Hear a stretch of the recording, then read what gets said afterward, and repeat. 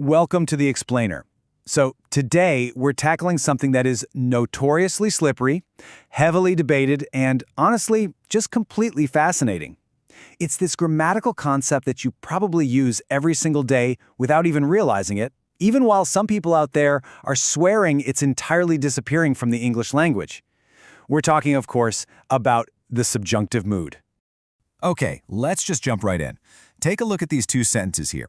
The first one is super straightforward, right? He goes to the library. You've got your subject, your verb, they agree perfectly, normal stuff. But then look at the second one. I suggest that he go to the library. Notice anything kind of weird there? Where did the S go at the end of go? For a lot of English speakers, that second sentence sounds, a little strange, maybe a bit formal. Yet it is absolutely 100% correct. So what exactly is happening to that verb? Well, welcome to the subjunctive. And right off the bat, I want to completely dispel this myth that the subjunctive is dead. It is very much alive, and once you know what you're actually looking for, you are going to start seeing it literally everywhere. Now, to really get this, we have to make a crucial distinction between mood and tense. See, most of us are used to thinking about verb tenses, right? Past, present, future. Tense tells us when something happens, but mood is a totally different beast. The subjunctive mood doesn't care about time. It cares about reality, or more accurately, unreality. The subjunctive is basically our linguistic vehicle for talking about situations that aren't real, things that are contrary to fact, hypothetical, or just deeply desired, instead of stating cold hard facts. And it's got quite the reputation. There's this brilliant, kind of hilarious quote from linguist Jeff Pullum in the Chronicle of Higher Education. He says, "Merely mentioning the subjunctive approvingly and urging that it be taught is enough to establish one's credentials as a better class of person." He actually goes on to joke that the purists who constantly argue about it probably couldn't even pass a test on it themselves. It's true, the subjunctive often acts like a bit of a status symbol for grammar snobs, but today, we're making it accessible to everybody. Which brings us to the arenas of unreality. Where does this mysterious mood actually hide out in our daily conversations? Think of it like a map. There are three distinct arenas you need to mentally flag so you know exactly when to deploy the subjunctive. First up, we have the wish arena. This is where we express a desire for something that isn't true right now, like saying, "I wish I were taller." Second is the suggestion or demand arena. This is where we propose an action or say something has to happen. And finally, the third is the hypothetical if arena, where we imagine conditions that are super unlikely or just completely contrary to the facts. Having this mental map, that is your absolute first step to mastering the mood. So, let's talk about the rules of the game. Now that we know where it lives, how do we actually build these sentences without messing up? The real key here is mastering what's called the mandative subjunctive. This is the form we use for all those demands and suggestions. And the golden rule? You must always use the bare, uninflected form of the verb. What does that mean? It means using the verb exactly as it appears in the dictionary, with absolutely nothing added to it. No S's, no ED, no ING, nothing. It's just be, leave, arrive. And it doesn't matter if the subject is I, you, he, she, or they. To really see why this rule is such a game changer, let's look at a direct contrast. First, the standard indicative. I insist that Andrea is here. This means I am forcefully stating my belief that Andrea is currently standing in this room. Fact. But look at the second sentence. I insist that Andrea be here. By shifting that one tiny word to the bare subjunctive form, the whole meaning completely transforms. It is no longer a statement of fact at all. It's a forceful demand about the future. I am requiring her presence. But to launch yourself into this mandative subjunctive, you need a trigger. These are words that express volition, the future, or a strict requirement. Words like suggest, recommend, insist, demand, or phrases like, it is vital that.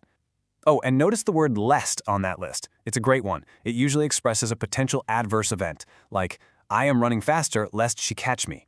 Whenever you drop one of these triggers, you can pretty much bet the subjunctive is right around the corner. And this leads us to a tale of two Englishes, because here's where things get globally fascinating.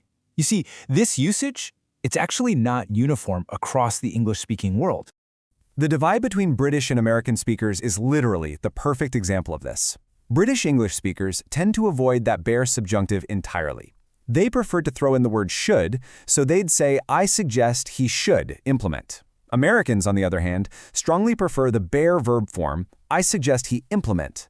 To an American ear, adding should can sound kind of clunky and wordy, while to a British ear, the bare form can sometimes sound weirdly abrupt or jarring. And hey, remember those grammar scholars who keep claiming the subjunctive is dying out?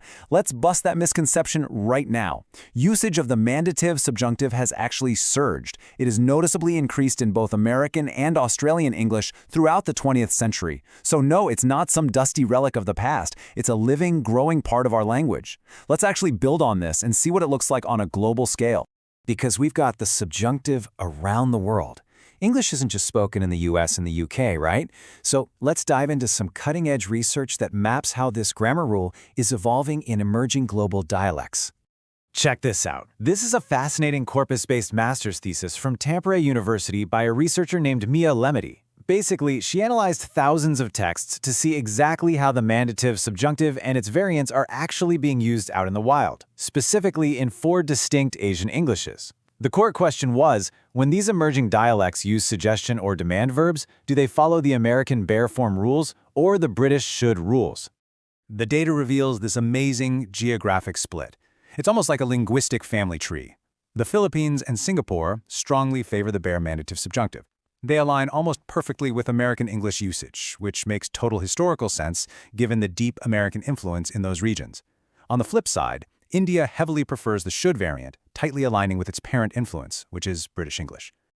But honestly, the biggest surprise in the data comes from Hong Kong English. The research found an exceptionally high frequency of the indicative variant there.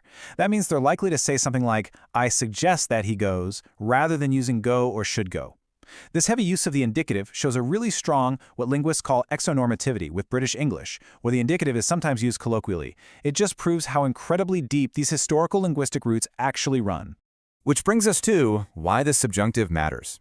We've explored the history, we've mapped the geography, we've covered the rules, but why should you, personally, care about mastering this today? Well, because it gives you what I like to call the subjunctive edge. Using this mood isn't just about blindly following some old stuffy grammar rules. It's about giving yourself a really sophisticated toolkit. It is absolutely crucial for formal writing, academic essays, business proposals. It conveys this precise nuance and polite authority. Think about it. Saying, "I suggest that this measure be taken," just sounds infinitely more professional than the alternatives, right? It helps you navigate tricky legal documents, and honestly, it just makes your speech sound incredibly thoughtful and educated. And I'm going to give you the absolute easiest way to instantly sound more polished in your everyday life right now. When you're playing in that hypothetical if arena we talked about, drop the word was and use were across all subjects. Say, if I were you, not if I was you. If it were up to me, not if it was up to me. It is a tiny, tiny tweak, but it immediately signals to everyone listening that you completely understand the formal unreality of the situation. And that brings us to the end of our explainer for today. We have officially decoded the mystery, we mapped out those arenas of unreality, and we've seen firsthand how the subjunctive is not just surviving, but thriving across the globe. So, I'll leave you with this final provocative thought, purposefully using the very mood we just spent this whole time learning about. If you were to change one thing about your English, what would it be? Thanks for hanging out.